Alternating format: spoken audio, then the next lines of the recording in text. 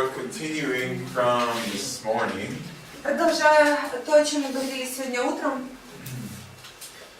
but I'm going to focus just on the New Testament tonight. я сегодня вечером буду сосредоточен только на новозаветных моментах.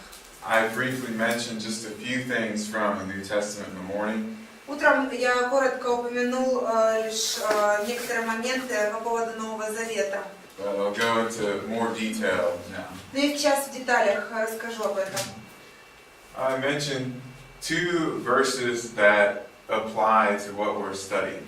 Я упомянул два стиха, которые применимы к тому, о чем мы говорим, то, что мы изучаем. That is 2 Timothy 3:16 and 1 Peter 3:15. 2 Тимофея 3:16 и 1 Петра 3:15. The Timothy passage tells us all Scripture is inspired by God. Отрывок из Тимофея говорит нам, что все Писание вдохновлено Богом.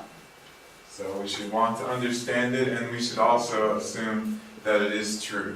Поэтому мы, конечно же, должны хотеть понимать Писание и понимать, что это истина.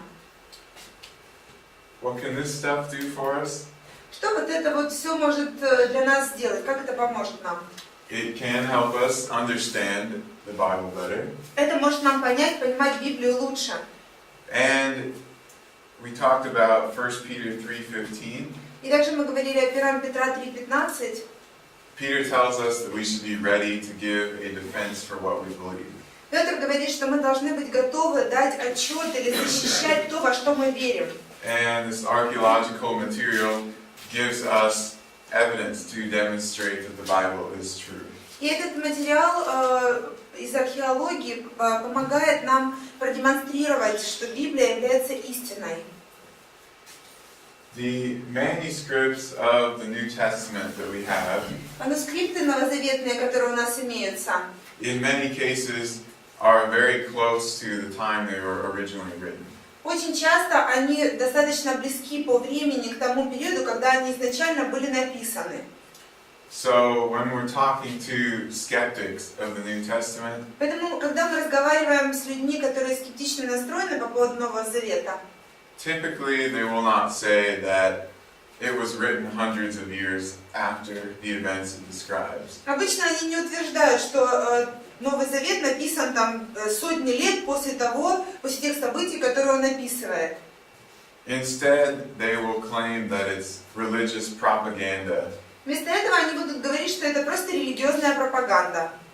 Fairy tales made up about Jesus. Это просто какие-то сказки, придуманные об Иисусе. And in some cases, there are even people who claim that Jesus didn't exist. А есть даже некоторые люди, которые утверждают, что Иисус не существовал.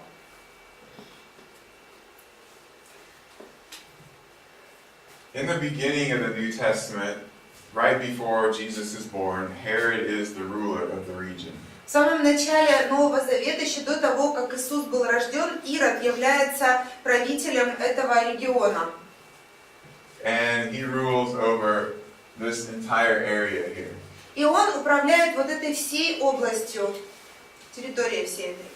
About the size of the ancient kingdom of Israel. Это просто где-то около, в общем, территория древнего Израильского царства. Herod was an Idumean from this southern region. Ирод был идумеянином, он был отсюда, с юга страны. He was very close with the Romans. И он был очень близок к римлянам. At the time of the New Testament, the Romans basically dominated most of the world. К тому моменту, когда был написан Новый Завет, римляне являлись доминирующей силой практически во всем известном мире на тот момент. So, being friends with the Romans, knowing some of the people high up in the Roman government was very beneficial for Herod. Поэтому быть знакомым с каким-то высокопоставленным римлянином или вообще знать каких-то римлян крутых, высокопоставленных, это было очень хорошо в то время. However, the Jews never really liked Herod. Но евреи, правда, никогда на самом деле не любили Ирода. He was considered to be only half of a Judean.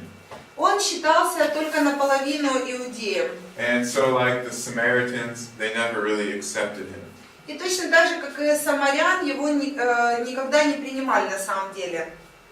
So throughout his life, he built fortresses all over the region. Поэтому на протяжении своей жизни он построил очень много всяких крепостей, таких фортифицированных каких-то, не знаю. He was afraid that there might be a rebellion, so he wanted to have a place that he could escape to. Он боялся, что будет восстание против него, и он построил себе такие места, куда бы он мог сбежать, спрятаться. And he also did remodeling and expansion of the temple complex. Также он сделал ремонт во всем комплексе этого самого храма и расширил территорию храма. And much of this was done to try to gain favor with the Judeans. И это все было сделано для того, чтобы приобрести какое-то благоволение в глазах иудеев, так сказать, чтобы понравиться им. In the New Testament, Herod, one of the things Herod is most famous for is the killing of the babies in Bethlehem. В Новом Завете Ирод наиболее известен как убийца младенцев в Вифлееме. We find this in chapter 2. Мы находим это в Матфея 2 главе. Verse 3 says, "And when Herod the king heard it, he was troubled." В Матфея 2:3 сказано, когда Ирод услышал это, он встревожился. Да, встревожился. And as we read through that narrative, he tries to use the wise men to find out where Jesus, this coming king, is living. И когда он услышал все это, он пытался использовать мудрецов, чтобы они выяснили для него, где этот Иисус родился, чтобы его убить. Because he's afraid that this baby will become a king and will replace him as the ruler. Так как он боялся, что этот младенец, родившийся, станет царем и сместит его как правителя. A Roman historian named Josephus wrote a great deal about Herod's life. Римский историк Иосиф Флавий написал очень хорошую историю, в общем, в его, вернее, исторических записях очень много об Ироде говорится. He doesn't include this particular event. Он не включает вот конкретно вот это избиение младенца, вот эту историю. But he does record many instances where Herod kills some of his sons, his wives, and other people in positions of power. Но он описывает, что Ирод убил некоторых из своих сыновей, некоторых своих жен и также других людей, занимавших высокие какие-то позиции и должности. So the killing of the babies in Bethlehem fits perfectly with what we know about Herod. Поэтому убийство младенца в Вифлееме совершенно органично вписывается в то, что мы знаем об Ироде. He was extremely paranoid. Он был крайне параноидальным. Now, why Josephus didn't record that particular event? Well, Bethlehem was a very small town. Но почему Иосиф Флавий не записал конкретно вот это событие, мы не знаем. Может быть, Вифлеем был слишком маленьким городом для того, чтобы описывать. And the people who died, they were not famous or powerful, influential people. They were 2-year-old and younger children. И дети, которые погибли, это были дети 2 лет и младше, то есть они не были какими-то значимыми или известными, или какими-то, в общем, значимыми людьми. Much of the building that Herod did can still be seen today. Большинство из построек, которые построил Ирод, до сих пор можно еще увидеть. In Jerusalem, at the base of some of the city walls, you can see some of the stones that Herod had put there. В Иерусалиме, например, в этой стене вокруг старого города внизу можно увидеть некоторые камни, которые использовал Ирод для строительства, то есть он построил. And the structure of the Temple Mount is essentially the same as when he expanded it. И вот сама структура вот этой храмовой горы, вот этого комплекса, она выглядит до сих пор так же, как когда он ее построил еще в самом начале. You can see here some of these much larger stones on the bottom, and they get smaller as you go up. И вот здесь тоже в стене мы видим внизу камни более большие. Чем выше поднимаются, тем камни меньше и меньше. So down here, the oldest stones, these come from the time of Herod. Поэтому вот эти камни внизу, они более старые. Они как раз идут ко времени Ирода.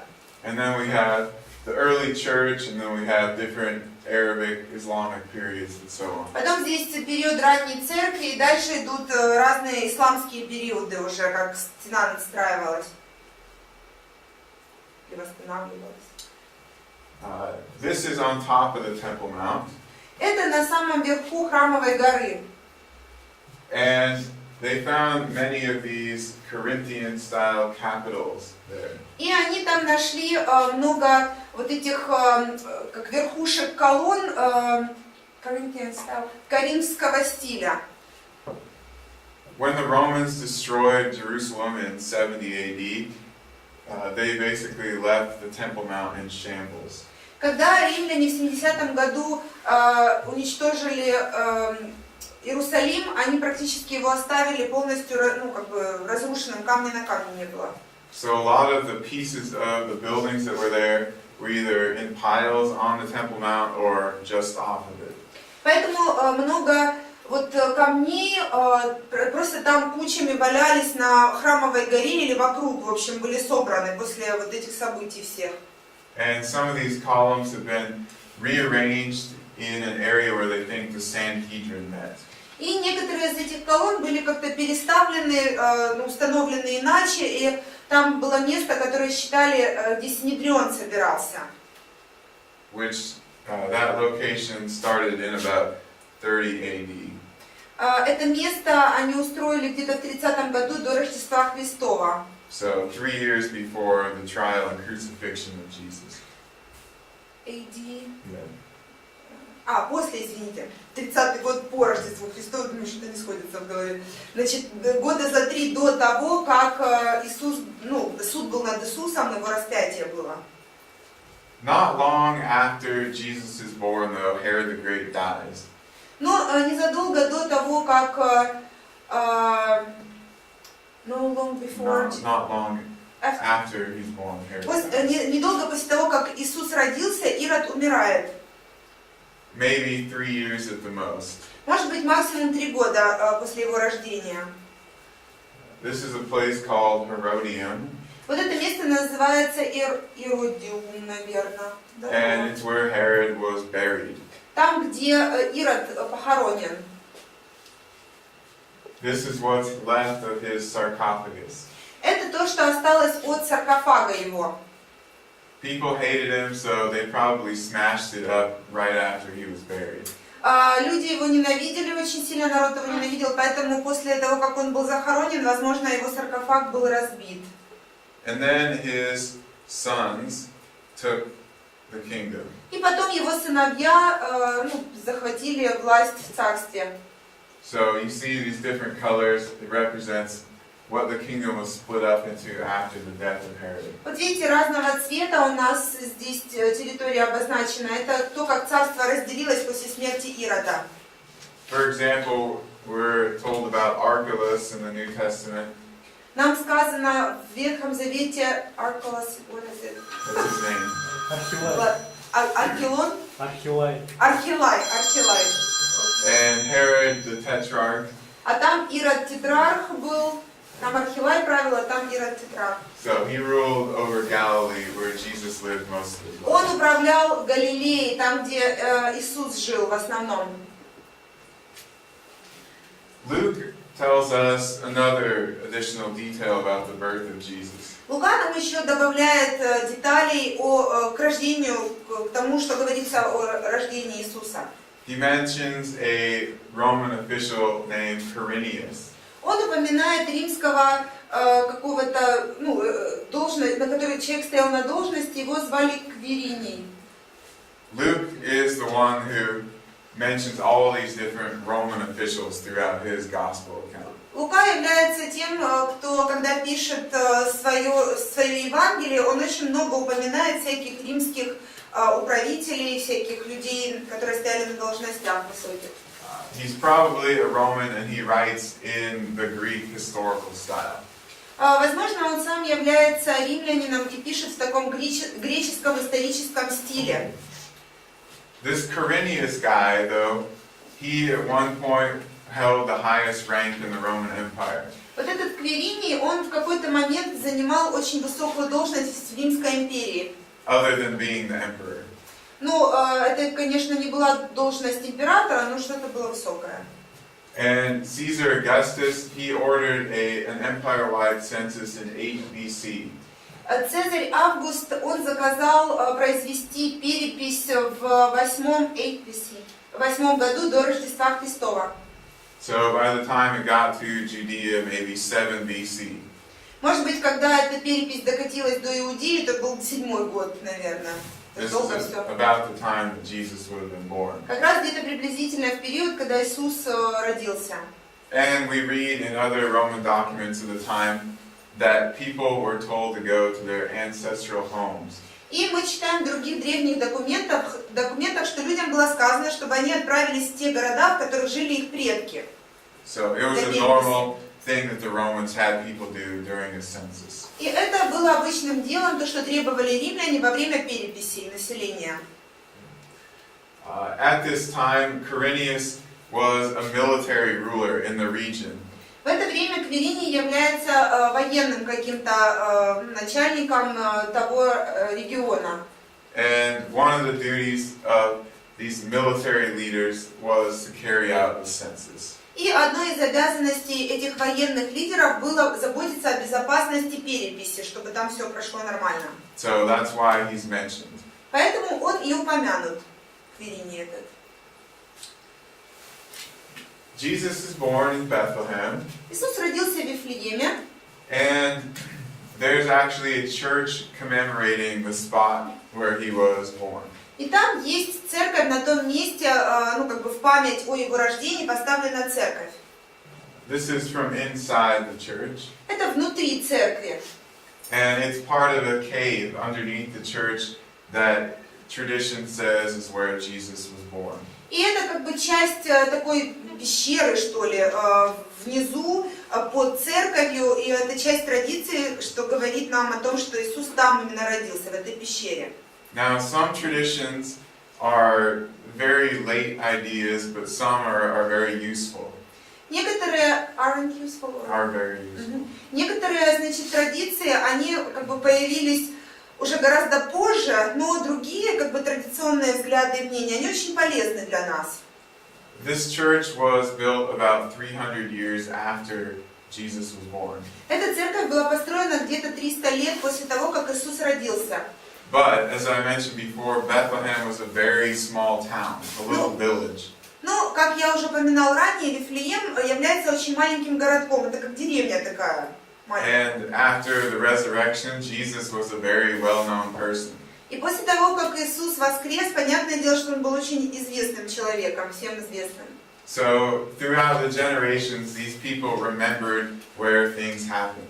Поэтому поколение за поколениями люди, конечно же, хранили память о том, где что происходило. It's like if a very important historical event happened on the street that you grew up on. Это как будто бы, если какое-то важное историческое событие произошло на той улице, где вы выросли, например. And some of the people who lived on that street, they never moved from there for generations and generations. И люди, которые жили на этой улице, никогда никуда не переезжали. Они жили там из поколения в поколение. So this historical memory is fairly reliable. Поэтому как бы их исторические воспоминания, их память, она очень, ну как бы достоверна, можно на нее положиться. We also have some of the very early church fathers talking about Jesus being born in a cave in Bethlehem. Также у нас есть ранние отцы церкви, которые говорят о том, что Иисус родился в пещере в Вифлееме, упоминают об этом. And they also talk about a Roman structure that was placed over the cave later. И они также говорят о том, что над этой пещерой как бы было построено римское какое-то строение, какое-то здание установлено побоже.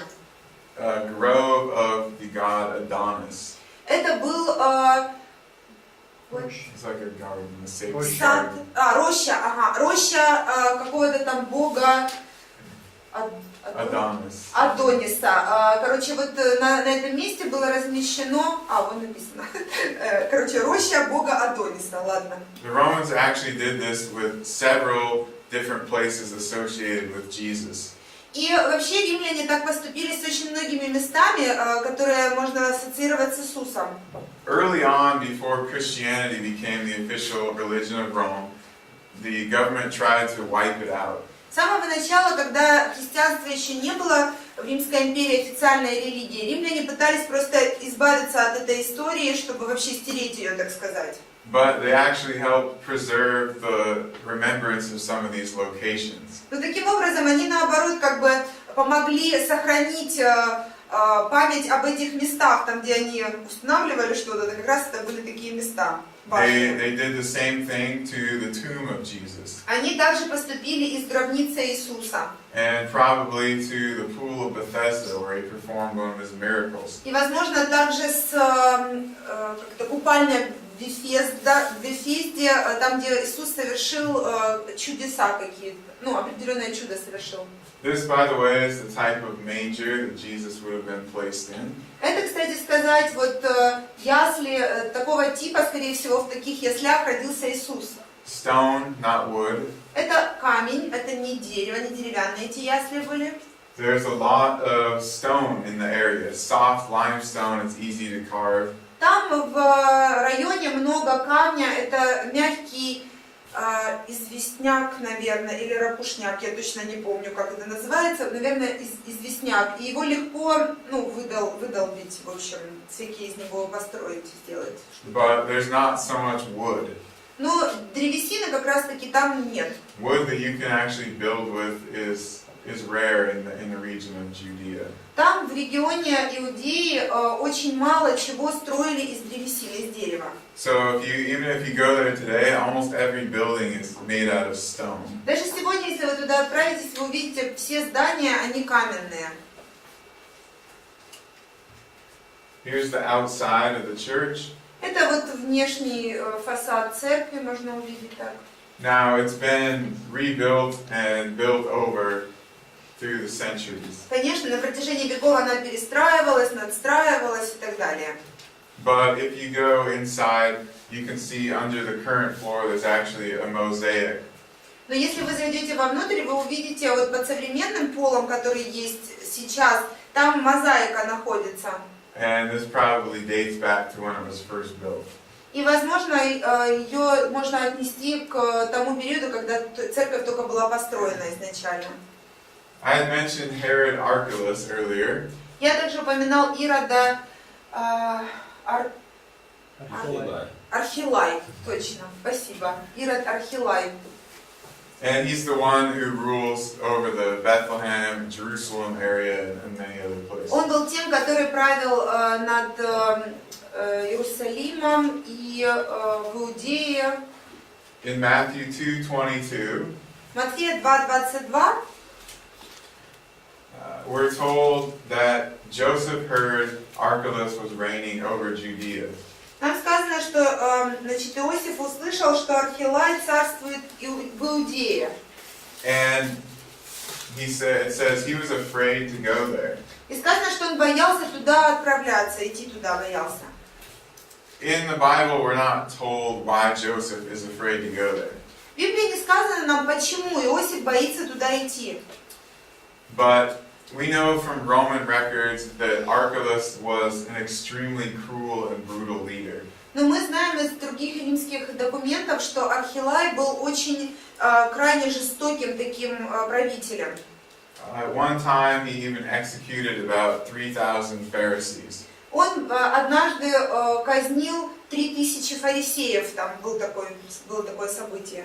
Anybody that did something he didn't like or disagreed with them, he would have them beaten or even killed. Любой человек, кто бы с ним не соглашался или там противоречил ему как-то, он побивал их или даже убивал этих людей. So Joseph took his family up to Galilee, which was out of the region of Archelaus. Поэтому Иосиф берет свою семью и идет в Галилею, что выходит за пределы вот территории, где правил Архилай. Archelaus was such a terrible ruler that the Romans exiled him to Gaul in 6 AD. Архилай был таким ужасным правителем, что римляне изгнали его в Гал, где он правил 6 AD в 6 году по Рождеству Христову. This is some of what remains at the pool of Bethesda. Это вот то, что осталось от купальни в Вифезде. And this is where Jesus performed one of the miracles that's recorded in John. Это место, где Иисус совершил одно из своих чудес, записанных в Евангелии от Иоанна. He heals this lame man. Он исцелил там человека парализованного, да? They've actually excavated one of the pools. Они там раскопали, значит, один из этих бассейнов, или как купалин, так называемых. I say one of them because we think that there were actually two pools that formed one larger area. Я говорю, что один из бассейнов раскопали, потому что мы считаем, что там было два в этом районе, как раз на территории было две больших купальни вместе, ну там неподалеку где-то. Originally, these pools had been constructed to wash the sacrificial sheep. Изначально они были построены для того, чтобы там омывать жертвенных овец, жертвенных животных. But by New Testament times, they may have had an additional or a different use. Но к периоду Нового Завета уже, скорее всего, было другое использование или дополнительное использование этих купалин.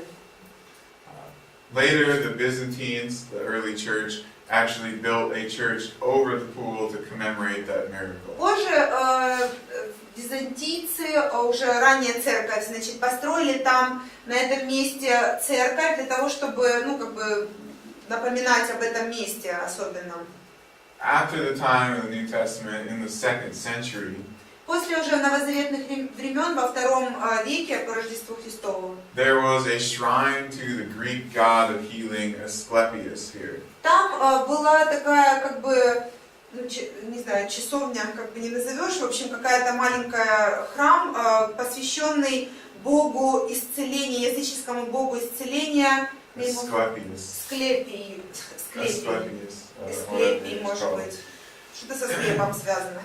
So, maybe Эскулап, наверное, точно. they may have had the remembrance of the miracle that happened there, and they may have wanted to eliminate that tradition that went with Jesus. То есть у них было какое-то как бы воспоминание о том, что там было совершено чудо исцеления, и они хотели просто как бы память об Иисусе убрать и поставить туда языческого, в общем-то, Бога.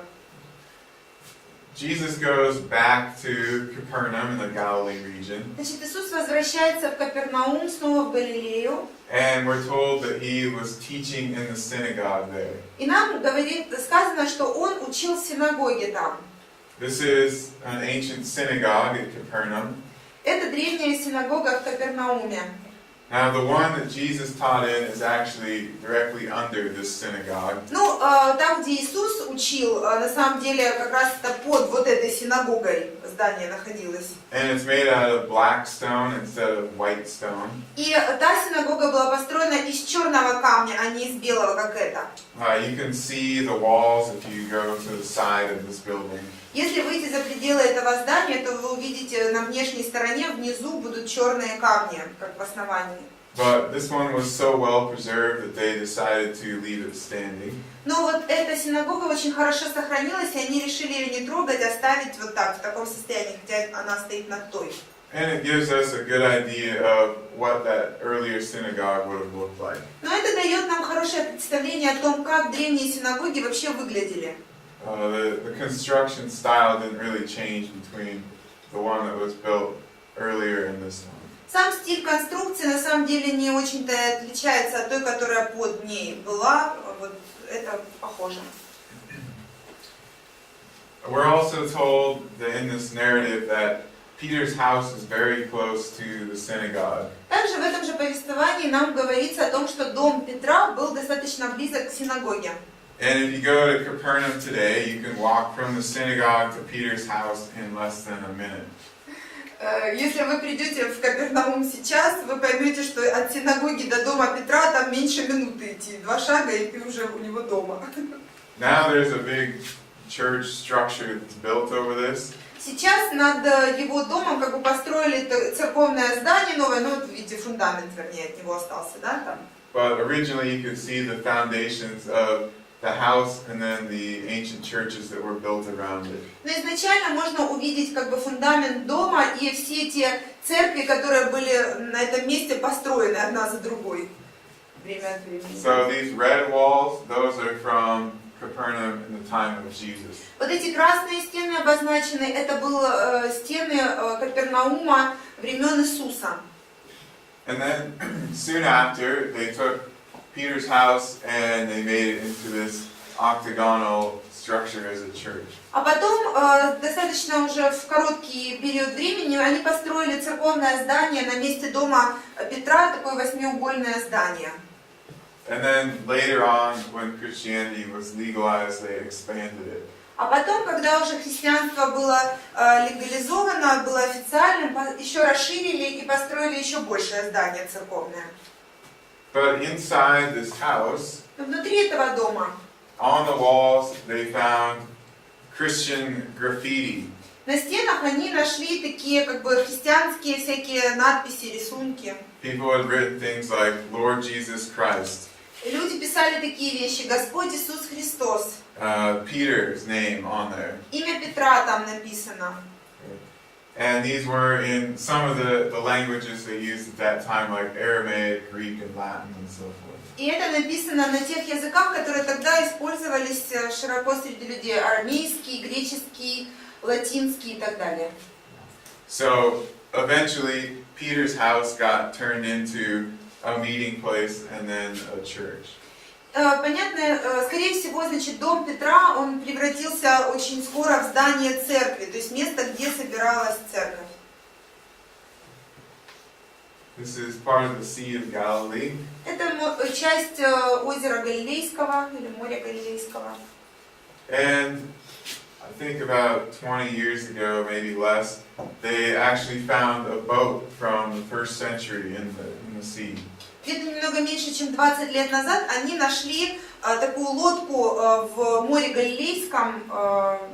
Вот она здесь. It was encased in mud on the bottom of the sea. На дне моря она была как бы так, знаете, покрыта вся грязью, как в таком футляре находилась практически. And this had preserved it over 2,000 years. И эта грязь как бы на дне, она сохранила эту лодку на протяжении 2000 лет, то есть это первого века лодка. So after a long process of taking it out and removing the mud, и в долгом процессе как бы вытаскивания этой лодки из воды и как они чистили эту грязь всю из него, they were able to put it on display. они в итоге поместили выставили на просмотр эту лодку. And they also made a reconstruction of it. И сделали также реконструкцию этой лодки отдельно, конечно же. So we can see the dimensions of fishing boats at the Sea of Galilee from the first century. Поэтому мы можем увидеть вот действительно, какие размеры были лодки, рыболовной лодки первого века, вот как на Галилейском море рыбачили люди. These are big enough to hold Jesus and his disciples, but you wouldn't want to put too many more people on there. Эта лодка была достаточно большой для того, чтобы выдержать Иисуса и всех его учеников, но, правда, больше туда особо и не влезло бы людей. And it had this little cabin underneath the deck. Там под палубой была небольшая, как называется? Каюта.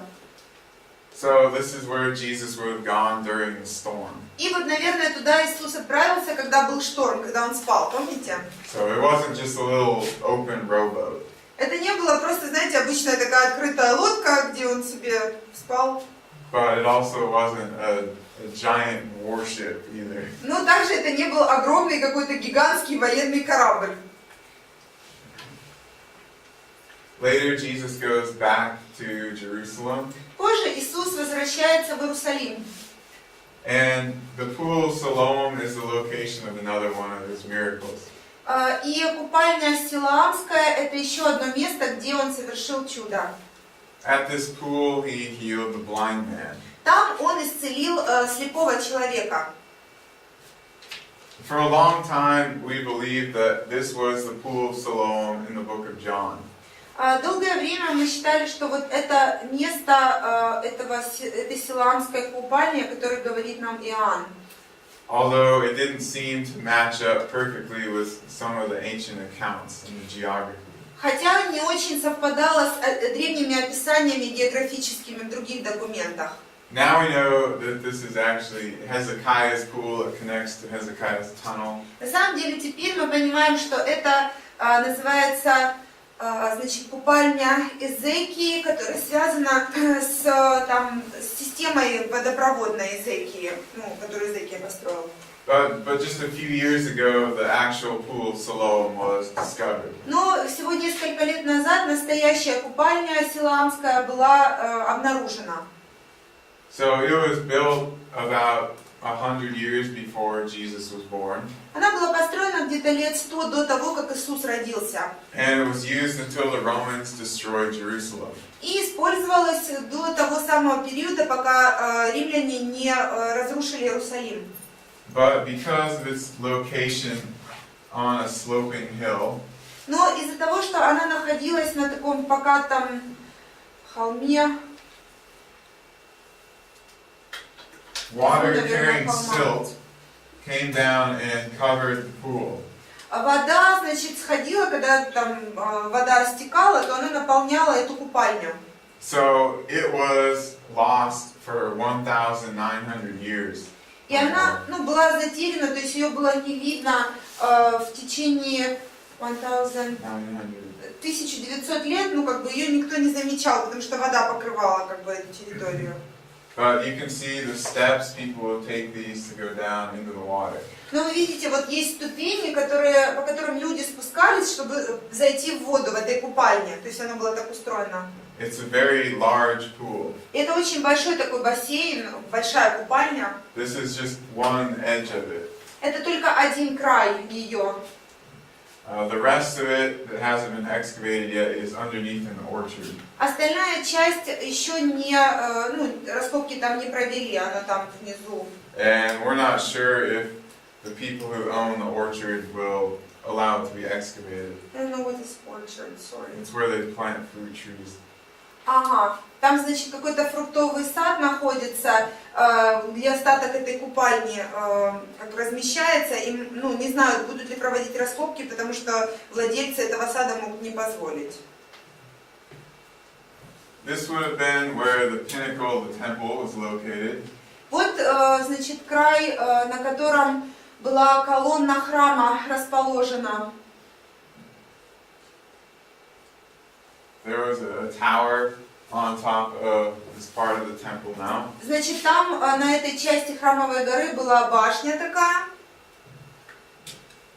And here's where the Sanhedrin met. А вот там вот собирался Синедрион. So you can imagine.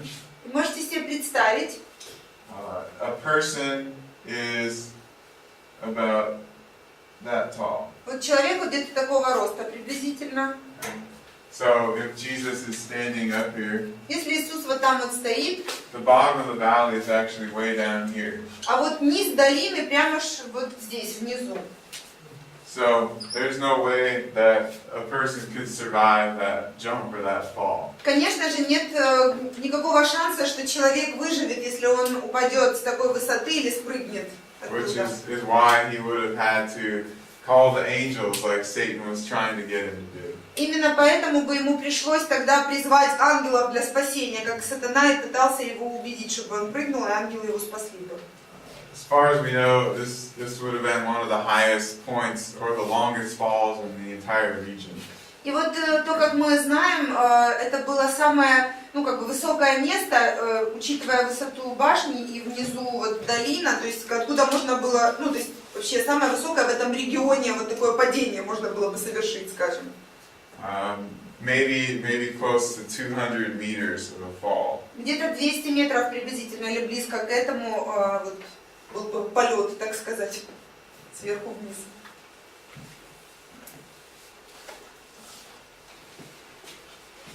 So skipping ahead, eventually we get to the time of the triumphal entry. значит, мы немного перепрыгнем и подойдем к периоду, когда Иисус триумфально въезжал в Иерусалим. I'll just point out a few of the locations that we've talked about.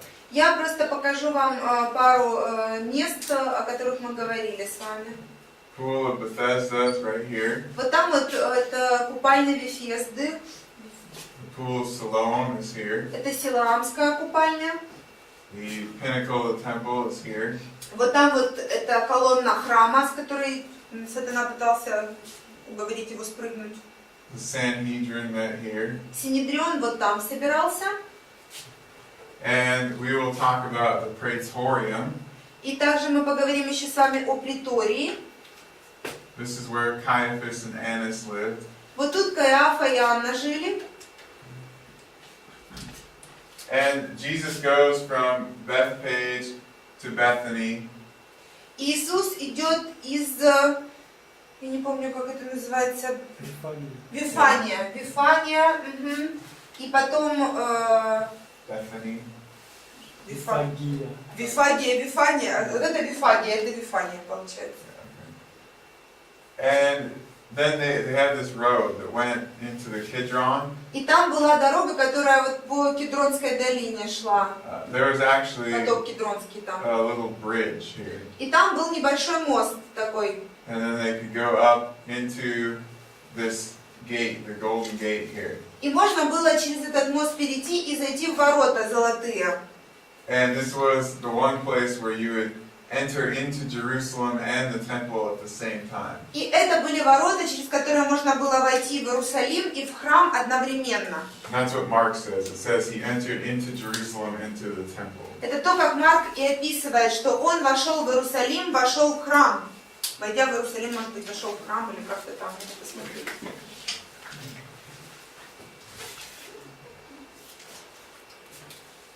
So here we have this. This is where the gate was, underneath here. Вот там вот внизу находились ворота. Эти, в которые... There's a tower on top of it now, but it was an open gate in the time of Jesus. Сейчас там такая башня над этими воротами, но раньше это было открытые ворота. Сейчас оно все как бы за кирпичом заложено, да. This is the Mount of Olives. Это гора Оливковая или Масличная называют. Bethany is right behind here. Вифания как раз сзади. And the pinnacle of the temple is right here. А вот там вот эта колонна храма находилась. Просто чтобы вы видели опять, где что. Now let's look at the trial of Jesus and some of the people involved in that event. Давайте мы посмотрим на суды над Иисусом и люди, которые были вовлечены в это. First we have the high priest Caiaphas. Значит, прежде всего у нас есть первосвященник Каиафа. And at this time the Romans actually appointed the high priest. В это время на самом деле римляне назначали первосвященника. So if it's confusing when you read about more than one high priest at a time in the New Testament, Поэтому, может быть, некоторая как бы путаница нас постигает, потому что мы читаем, что разные священники, то один, то второй, непонятно. that's because they were in the Jewish mind considered to be high priests, but there's only one acting at one time. Но это как бы было в представлении еврейском, потому что на самом деле у них должен был священник быть только один. В определенное время только один священник, не могло быть несколько священников. According to the law of Moses, it was an office that was supposed to be held for life. Значит, эта должность, согласно закону Моисея, человек должен был ее занимать до конца жизни. То есть, если он уже начал быть первосвященником, то до конца жизни. But the Romans in this period controlled who the acting high priest was. Но римляне в тот период, они контролировали, кто же будет первосвященником тогда. In the 1990s, the family tomb of Caiaphas was discovered. В 90-е годы прошлого столетия была обнаружена гробница семьи Каиафы. One of the ossuaries or bone boxes in there belonged to the high priest Caiaphas. Один из склепов или ассуариев именно принадлежал Каиафе. And it says here, Joseph, son of Caiaphas. И там написано Иосиф, сын Каиафы. Now his first name was Joseph, and we know this from the writings of Josephus. Значит, его, первое имя, что ли, было Иосиф, и мы узнаем об этом из того, как писал о нем Иосиф Флавий. But you can see how intricate the design work is on this. Но вы можете увидеть, как украшен этот ассуарий, да, какой здесь дизайн. So it tells us that he was a wealthy and an influential person. Это говорит нам о том, что он был богатым и влиятельным человеком, в общем-то, того времени. Which we know he was, but that just matches with his identity. Ну и мы знаем, что он таким и был, просто вот такой, красиво украшенный склеп говорит о том, что он был, совпадает как бы с нашим знанием об этом. And of course, the date of this is prior to 70 AD. И также датировка до 70-го года по Рождеству Христову.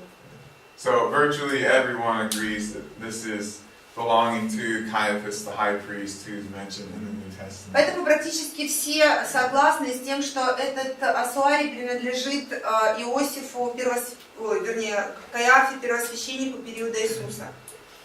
This is a room that we recently excavated in a mansion from the neighborhood of Caiaphas. Вот эта вот комната, которую мы раскопали недавно, буквально там, где находились, там, где жил Каиафа, в общем-то, это были как-то помещения какие-то, где они жили. It's a basement room with plastered walls.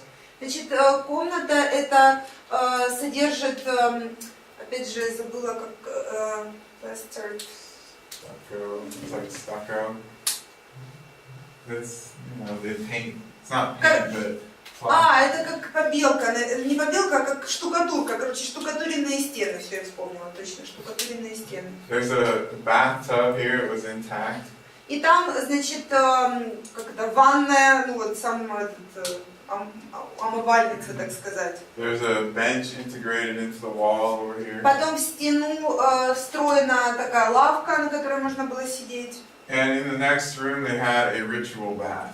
А в следующей комнате находилась ванная для ритуальных омовений. So we know it was a religious person practicing Judaism. Поэтому мы знаем, что этот человек, который там жил, был религиозным, который действительно соблюдал иудаизм. And it was somebody who was very wealthy. И человек этот был богатый очень. And it's in the neighborhood where the high priest lived in Jerusalem. И это как раз находится в районе, где жил первосвященник в Иерусалиме. We don't know yet whose house it was, but it could have been someone like Caiaphas or Annas. Мы не знаем, чей конкретно это дом, но это мог был дом, похожий на дом Каиафы или Анны. Jesus is also taken before the Sanhedrin. Иисус также был приведен, к Синедриону, поставлен пред Синедрионом. And earlier I mentioned where the Sanhedrin met on the Temple Mount. И я упоминала ранее, где собирался Синедрион, там на Храмовой горе, вот там вот, да, видно. He's also taken before Pontius Pilate. Также Иисус был приведен и к Понтию Пилату. Some of the coins minted during the reign of Pontius Pilate. Значит, вот некоторые монеты, которые были изготовлены во время Понтия Пилата, они упоминают его. And he's known from a variety of Roman historians. И о нем также известно от разных историков римских.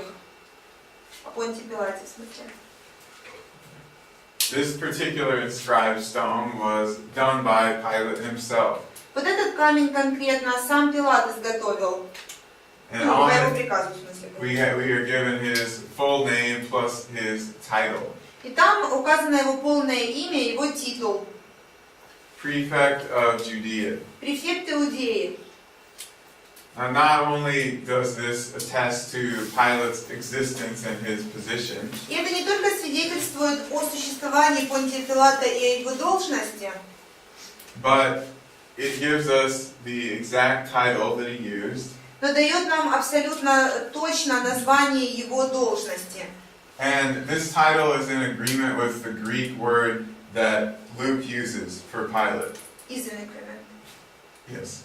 И это как раз название его должности полностью совпадает с тем, что как Лука его называет. But there's a very famous Roman historian named Tacitus Но есть очень известный римский историк, его зовут Тацит, who wrote about 60 years or so after the reign of Pilate. Он писал где-то через 60 лет после правления Пилата. And he actually got the title wrong. И он на самом деле указал неправильный титул его. He calls Pilate a procurator instead of a prefect. Он назвал его прокуратором Пилата, а не префектом. So we see in this case, as in many others, how accurate, how exact Luke is. И мы видим в этом случае и во многих других случаях Лука является очень четким и очень точно говорит нам информацию. These are remnants of the praetorium where Jesus stood in front of Pilate. Это остатки претории, где Иисус стоял перед Пилатом. The bema, the judgment seat, right over here. Вот судилище вот там находится. There was a gate into the inner part of the praetorium here. Вот там были ворота для вхождения в преторию. This is the stone pavement that John mentions, where Jesus stood. А вот там такой я не знаю, как это, мостовая, что ли, или мощенная какая-то дорога мощенная, где упомянуто, who mentioned? John. Иоанн упоминает то, что Иисус там стоял. Не помню, как у нас на русском. And out here, this is where the scribes and the Pharisees and so forth were standing. А вот там вот стояли книжники и фарисеи. So they wouldn't actually go inside because then they become ritually unclean and they didn't have time before Passover to go through the process. Они не зашли вовнутрь, потому что они боялись оскверниться. Это был период Пасхи, и они стали бы ритуально нечистыми. То есть они стояли вне и не заходили вовнутрь туда. So when Jesus was in this outer part, they could see him and yell at him. Поэтому вот, когда Иисус там стоял внутри, они могли его видеть и орать на него или против него. But he was above them. Но он был над ними, он там стоял наверху. And there was probably a small railing or something there too. Railing, это заборчик? Like Да, какой-то заборчик там тоже был, наверное. Pilate sends Jesus to Herod Antipas Значит, Пилат посылает Иисуса к Ироду Антипе.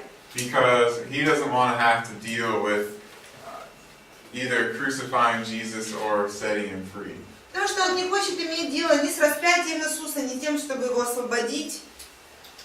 Antipas, Herod Antipas, was the ruler of the Galilee region where Jesus was from. Ирод Антипа был правителем в Галилее, откуда сам Иисус был родом. So he actually was in a lower position of authority than Pilate. Он занимал низшую должность, чем Пилат.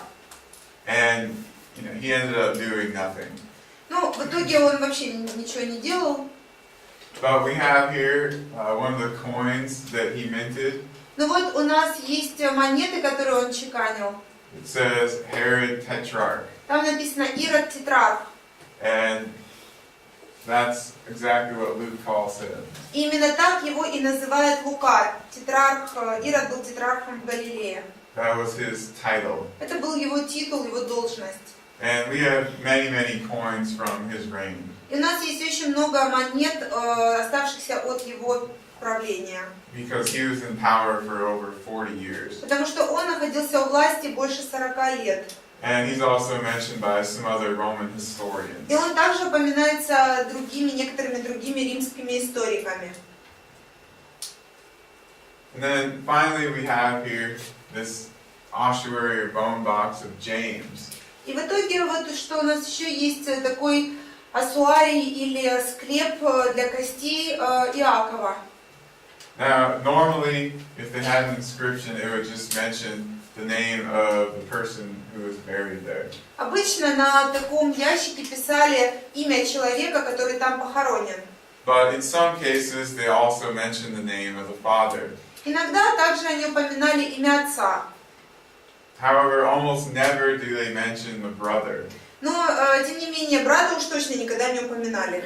Of all the ossuaries that have been discovered, there's only one other one that mentions a brother. на всех ассуариях, которые были обнаружены, еще один только упоминает брата, всего лишь 2 получается. So this brother must have been an important person. Поэтому наверняка этот брат был очень важным.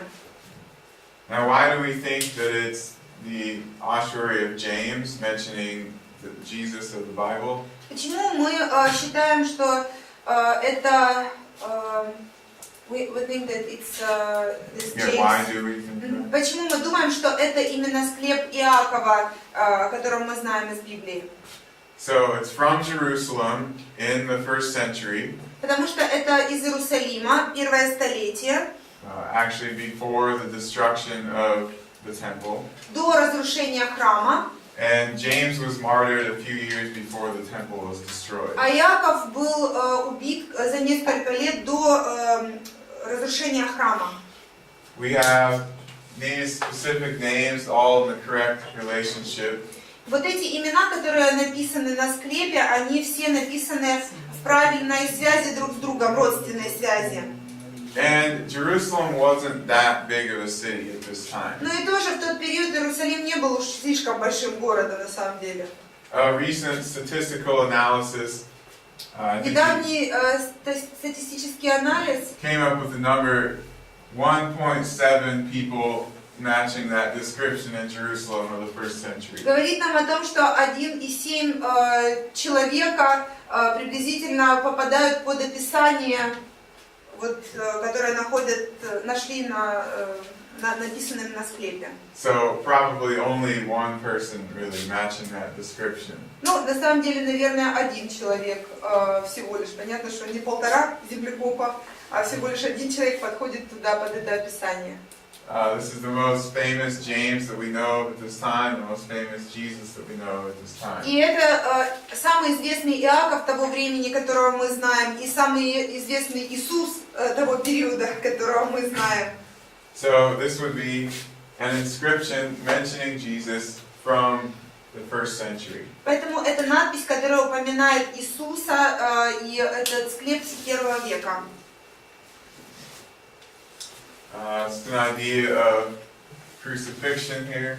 Это чтобы вы представили себе, как выглядело распятие. This is actually some Romans mocking the crucifixion. Вот это на самом деле римляне, так сказать, насмеиваются над распятием. Это рисунок римский. Paul writes in 1 Corinthians that the crucifixion was foolishness to the Greeks. Павел в 1 Коринфянам пишет, что для греков распятие было насмешкой, или как там у нас такое слово, короче, это была глупость и насмешка, безумие, может быть. They couldn't understand how someone's God could be crucified. И они не могли понять, как вообще чьего-то Бога можно вообще распять. And then finally, the Nazareth inscription. И еще одна назаретская надпись у нас есть. Matthew 28:11 through 15. Матфея 28, с 11 по 15 стихи. This tells us that the chief priests and the elders in Jerusalem Говорит, что какие-то там главные священники из Иерусалима started this rumor that the disciples came by night and stole away the body of Jesus. Значит, первосвященники и другие люди, значит, они пустили такой слух о том, что тело украдено. And this is from 41 AD. Это Is that right? после, просто. Значит, это 41 год по Рождеству Христову. Which is the year that the Emperor Claudius came into power. Это как раз тот год, когда император Клавдий пришел к власти. And he's the one who recognized the problems that the resurrection was bringing for the Roman Empire. Ну и он как раз был тем, кто понимал, какие проблемы принесет это воскресение для Римской империи. So he tried to do a lot of things to suppress this rumor. Поэтому он очень много пытался всего сделать, чтобы подавить эти слухи о воскресении Христа. And in this inscription, he commands the punishment of death На этой надписи он, значит, приказывает, ну или как бы дает указ о смертной казни, о наказании, ну как бы смертью. For anyone who takes a body out of this type of tomb. Для любого, кто вот из такой гробницы возьмет и вытащит тело, вынесет из нее. He doesn't say stealing valuable things from the tomb. He says stealing the body. Он не говорит о ценностях, которые не должны были бы раскрадываться. Он говорит о том, чтобы тело не забирали из гробницы. And he adds in this phrase, taking it with wicked intent. И он добавляет еще украсть, ну, забрать тело с какими-то нечестивыми намерениями. So it's connected to some kind of plot. То есть там это как-то связано с какими-то там, знаете, злобными замыслами, в общем, заговором каким-то. So several scholars think that this edict is the Roman reaction to the rumor of the resurrection. Поэтому несколько ученых считают, что эта реакция, вот этот указ является реакцией на то, как римляне пытались подавить слухи о том, как тело было. And it's one of the things that they tried to do very early on to suppress Christianity. И тоже это один из моментов, которые они делали в самом начале еще для того, чтобы подавить христианство. But in so doing, they actually acknowledged the story of the resurrection very soon after it occurred.